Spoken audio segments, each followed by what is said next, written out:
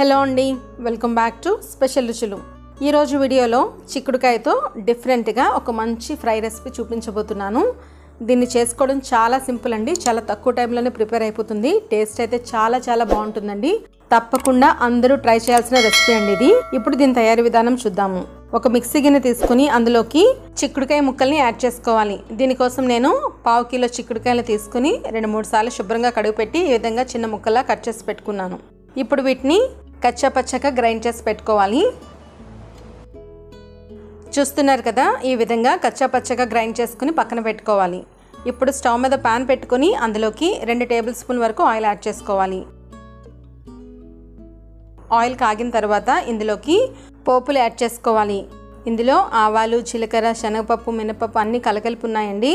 అలాగే ఇందులోకి ఒక తుంచిన ఎండుమిర్చి కూడా యాడ్ చేసుకోవాలి. యాడ్ చేసుకుని వేయించుకోవాలి. పోపులు కాస్త వేగిన తర్వాత ఇందులోకి ఒక మీడియం సైజ్ ఉల్లిపాయ ముక్కలు, 2 పచ్చిమిర్చి చీలికలు, కొద్దిగా సాల్ట్ కూడా యాడ్ చేసుకోవాలి. సాల్ట్ వెంటనే యాడ్ చేయడం మూలంగా ఉల్లిపాయ ముక్కలు చక్కగా వేగిపోతాయండి.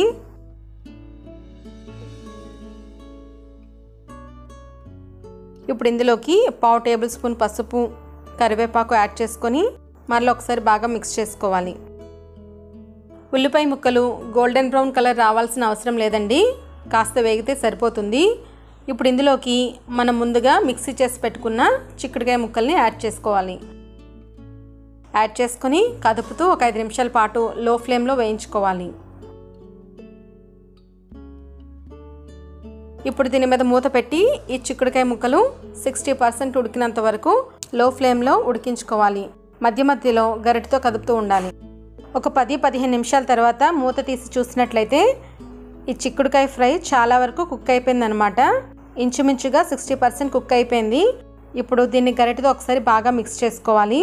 ఇప్పుడు ఇందులోకి కచ్చా పచ్చగా దంచి పెట్టుకున్న 10 వెల్లుల్లి, 1 టేబుల్ స్పూన్ ధనియాల పొడి, 1/2 టేబుల్ స్పూన్ జీలకర్ర పొడి, 1 టేబుల్ స్పూన్ కారం యాడ్ చేసుకొని మొత్తం అంతా కూడా బాగా మిక్స్ చేసుకోవాలి.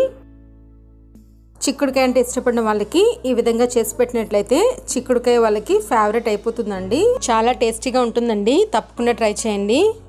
మరలా దీనిపైన మూత పెట్టుకొని ఒక 5 నిమిషాల పాటు కుక్ చేసుకోవాలి.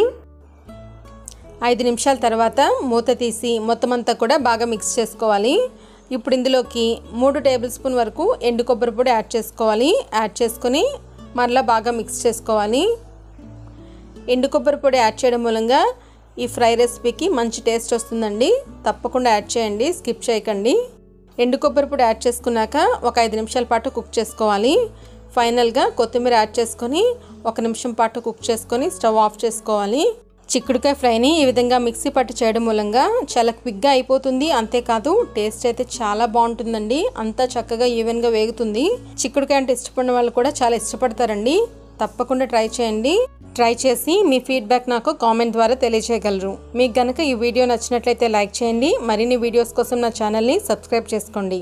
Thank you for watching.